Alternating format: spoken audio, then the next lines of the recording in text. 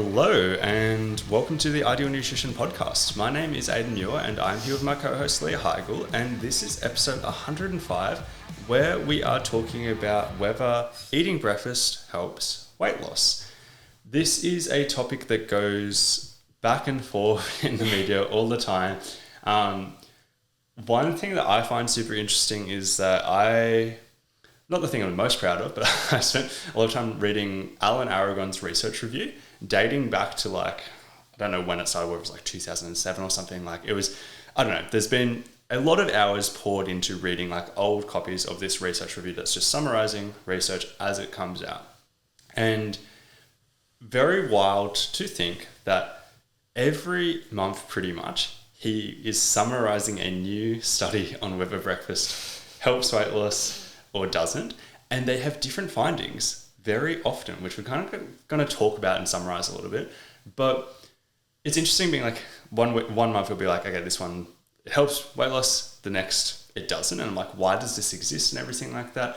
What does it look like on balance? Obviously we have an answer to that as well, which we'll talk about, but you can see why in the media and everything like that people will latch on to each one as it comes out because it's new, interesting, etc. And you can also see why that if you went into this topic with a bias in either direction, it also wouldn't be too hard to find something that confirms that bias as well. Let's start by talking a little bit about at least the underlying mechanism of weight loss. So for weight loss to occur, you have to consume less calories than you're expending. There is no way in getting around this kind of calories in versus calories out concept. However, in theory, if breakfast versus not having breakfast was to either directly or indirectly affect either side of that equation, it would then either help or hinder weight loss. So if having breakfast increased energy expenditure or decreased energy expenditure, or the other side of the equation, it increased/decreased calorie intake, then it could then affect weight loss to a certain degree. So we're going to talk through a little bit more about that in depth. Cool. So before talking about either total daily energy expenditure or talking about intake as well, I'm going to talk about one component of total daily energy expenditure and assess the claim that breakfast helps speed up your metabolism. If that is taken overly literally, and I don't think this is what people mean, but if it's taken overly literally to mean that it increases your basal metabolic rate or your resting metabolic rate, there's no evidence to indicate that. The broader claim of increasing energy expenditure, if we just called that metabolism, that's a bit more open to interpretation. But in terms of basal metabolic rate, there's no evidence to indicate that. And one of the tough things about prepping for this podcast is it was involving a lot of reading stuff that I already knew just to make sure I got clear numbers and everything like that that I can present in a well-formatted way that couldn't be argued against or anything like that. But with this basal metabolic rate thing, it's actually hard to find evidence on this specifically. And the reason why it's hard to find that is because basal metabolic rate is so much more skewed by other variables, such as changes in calorie intake, that it would affect the impact on your basal metabolic rate so much more than skipping or eating breakfast. Using an example, if skipping breakfast reduced your calorie intake, that would reduce your basal metabolic rate if you did that consistently over time due to being in a calorie deficit and the impacts that would have on your basal metabolic rate. If skipping breakfast increased your body weight over time, that would increase your basal metabolic rate over time. So it's the other variables would actually have a much larger impact on that. But in isolation, with all other factors equal, eating or not eating breakfast doesn't really impact your basal metabolic rate. Talking about the next topic is does breakfast increase total daily energy expenditure? So talking beyond metabolism or metabolic rate, does it increase total daily energy expenditure potentially through things like increased incidental movement and or physical activity? So surely if somebody ate breakfast, they would move slightly differently throughout the day over that kind of first half of the day versus if they didn't eat breakfast. So does someone who eats breakfast end up burning more calories just because they get up, they have breakfast, they have more energy and therefore move more throughout the first half of that day? We have some observational evidence for this, but most of that indicates a reduction in physical activity among those that skip breakfast, which kind of plays into the fact that, if you have breakfast, then potentially you're more physically active, therefore increasing your total daily energy expenditure. So that sounds pretty promising for having breakfast. But this isn't exactly proof that skipping breakfast causes that outcome. It is just observational. And if you are someone who keeps exercise and daily steps like pretty consistent, particularly if you're someone who is like, say, counting steps and keeping your training very consistent, this would obviously play very little, if any, role if you're just kind of on purpose keeping all that consistent regardless of if there is breakfast or no breakfast. We have linked 5 randomized control trials in the show notes on this specific topic too, and 3 of them found no significant difference between the total daily energy expenditure or like physical activity of people who ate breakfast versus not, but 2 found that eating breakfast did actually increase physical activity. So generally it is a very mixed bag. Yeah. And with the observational evidence, that typically does lean in favour of eating breakfast equaling slightly higher physical activity. One thing I'll touch on with that is that almost all of that research is done on children and adolescents, like school-aged people. And is that as applicable to somebody who's like, I skip breakfast to then go to the gym in the morning or something like that? Like, it's very, very different scenarios, which I would just factor in with the observational evidence. But looking at research directly looking at total daily energy expenditure, which would combine all of the variables of basal metabolic rate, thermic effect of food, incidental movement, and formal physical activity, the most tightly controlled research we have on this topic has found no difference in 24-hour energy expenditure. So that's a pretty big nail in the coffin of like breakfast speeding up your metabolism, because if it was actively breakfast in isolation speeding up your metabolism or increasing total daily energy expenditure, and there's a clear link, we would be seeing it in this type of research.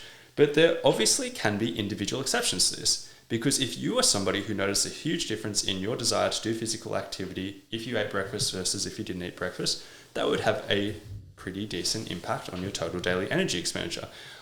One of the things with this tightly controlled research in comparison to observational research is that they are controlling for the variables of exercise and everything like that as well. It's not like they're in a scenario where they give these people breakfast and they move more later. Like, oftentimes they are in a room the entire 24 hours. But it's just, I don't want to say proof of concept, but it's just being like, this is how they measure to make sure that breakfast in isolation isn't actually doing anything magical to 24-hour energy expenditure. You'll notice that I've used the word 24-hour energy expenditure instead of just total daily energy expenditure. Really the same thing, but the reason why I'm specifying 24 hours is because if we were measuring energy expenditure over a shorter time frame, it could be skewed by other variables. For example, if we got a group of people at 8 a.m. and gave one half of them breakfast and the other half we gave nothing, and we measured for a 4-hour period, we would likely see higher energy expenditure in the breakfast group because they've eaten food. And the thermic effect of food would increase calories burned. But if you balanced total intake out over 24 hours, the thermic effect of food would likely come out relatively similarly, or at least the differences would be small enough that we wouldn't see a difference in 24-hour energy expenditure, which is what we see. Getting on to the next topic, does eating breakfast reduce energy intake elsewhere? And now that's something that I see kind of crop up all the time, in that if you eat breakfast, you're less likely to eat more food throughout the rest of the day. And theoretically, if you have breakfast, potentially you are less hungry, and that could lead to fewer calories consumed over the course of the total day. So a classic example of skipping breakfast would be someone doesn't eat breakfast and then is starving in the middle of the day, or like in that kind of classic afternoon period, and therefore eating more food in total, usually going for more like discretionary or junk foods that are a little bit more highly palatable over the afternoon or during that night time period. From the opposite perspective, however, adding breakfast could also simply just add additional calories to the day. So in my experience, it can be really different strokes for different folks, in that for some people, skipping breakfast doesn't really impact their appetite management throughout the day and therefore doesn't lead to this overconsumption of food later in the day. But for some people, it does. So some of my clients are not breakfast eaters and actually like to almost fast in the morning when doing like a weight loss phase, and that works super great for them, whilst others may skip breakfast and end up being like so ravenous throughout the rest of the day that their nutrition plan goes out the window and they end up just over consuming food just because their appetite management was really poor from skipping breakfast. And obviously, if that's happening regularly, that is going to hinder weight loss in general. So whether or not breakfast reduces or increases energy intake elsewhere, I think it can realistically go both ways. Yeah, and I think that's a good summary. Like I agree from that perspective. I think different strokes for different folks, paying attention to what works well for you and everything like that. And like honestly, we could mostly leave it there. And anything beyond this point is mostly academic, but I want to it's worth adding context. I think so, yeah. So I'm going to continue just talking about a bit more research and stuff like that to see like averages, I guess. One thing that was interesting about the whole concept of like adding breakfast could just add calories to your day is going through all of those studies that were in the Alan Aragon research review. I didn't put this one in the show notes because I haven't been able to find it since, but there was an interesting study that after like month after month after month of it going backwards and forwards, there was one study that got a bunch of habitual non-breakfast eaters and got them to add something along the lines of a 400 calorie breakfast, and it literally increased their intake by 400 calories pretty much. Yes. And I was like, that's a really interesting study design, because a lot of the stuff we're looking at isn't just done directly on these are people who don't eat breakfast, let's see what happens when they add breakfast. A lot of the research that people are pointing to is the observational type stuff, being like, let's compare breakfast eaters to non-breakfast eaters and see what happens. But yeah, talk more about that. But the next thing I did want to talk about is let's just simply look at what a 2019 systematic review of all of the randomized control trials on breakfast intake and calorie intake has found. And they had a very interesting finding. They found that people who consumed breakfast in these studies ate an average of 260 calories more than those who skipped breakfast. And that indicates a combination of both of those points that you mentioned earlier about, on the one hand, eating breakfast could add calories to your day, which it did in this example. But on the other hand, it could make it easier to consume fewer calories throughout the day, make quote unquote better choices rather than being starving in the middle of the day, etc. Because the breakfasts they added were larger than 260 calories. Mm-hmm. They were probably 400 calories plus, which therefore means they did reduce their intake later, but they added slightly more calories overall. Once again, though, just doubling down on the point of these numbers are averages. Individual experiences vary. Sometimes people had breakfast and it just is a game changer. Like it dramatically reduces their calorie intake elsewhere. Other people, skipping breakfast is an easier way to reduce calorie intake. So averages, I think that's interesting. It's worth knowing, particularly when you're talking to other people, because if you find something that's worked well for you and you recommend it and they got a completely different experience, yes. It's kind of useful to know about these averages existing. 100%. And I think that's why it's definitely worth us touching on research on intermittent fasting, just because I explain fasting sometimes to my clients as a fancy way of saying skipping breakfast, yes. Because I think to a certain degree that's kind of what it is. So technically research on skipping breakfast does not directly overlap with research on fasting, but skipping breakfast does not also have a defined time frame. So that's kind of the difference, is that fasting is usually like a defined time frame where you'll fast kind of like a 16-8 kind of fasting window, where it does have that defined point, where skipping breakfast is just you still eat as normal but you skip breakfast. Yeah, so like you could skip breakfast and starting at 12 but there's no end point, whereas like 16-8 fasting, if you start at 12 you have to stop at 8.